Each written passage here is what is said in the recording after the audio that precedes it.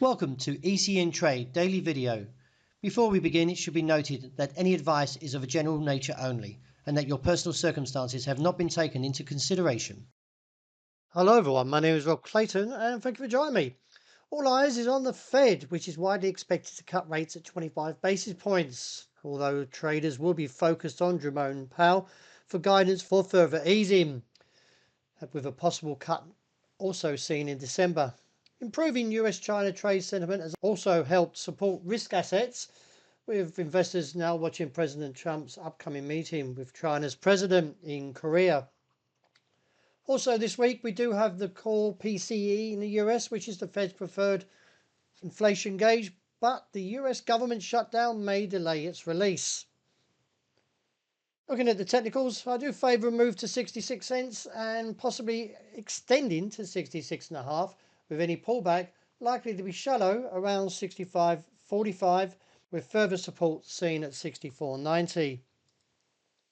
Moving on to the euro, we can see the market is still heavily grinding higher and looking on towards the region of 116.65 that may extend to 117.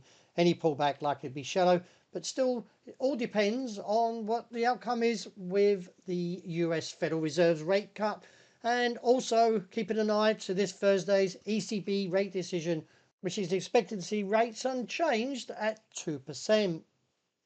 Any pullback will be likely to be limited, with support seen around 115.60-70 and firmer around 116. Dollar yen taking a further plunge as we now see the market heading on towards 151.15.25. I still feel from the break of 151.85 that we are looking further to the 148-149 region. Sterling very whipsaw, but finding support here seen around 132.15-65 area. Let's see if the market can actually stage a bounce from here. There is bullish divergence and maybe see a rally back towards 133. Wrapping up with commodities, very whipsawed and very close to its downside target around 3,900. Overall though, the technicals are still weak and we may visit there.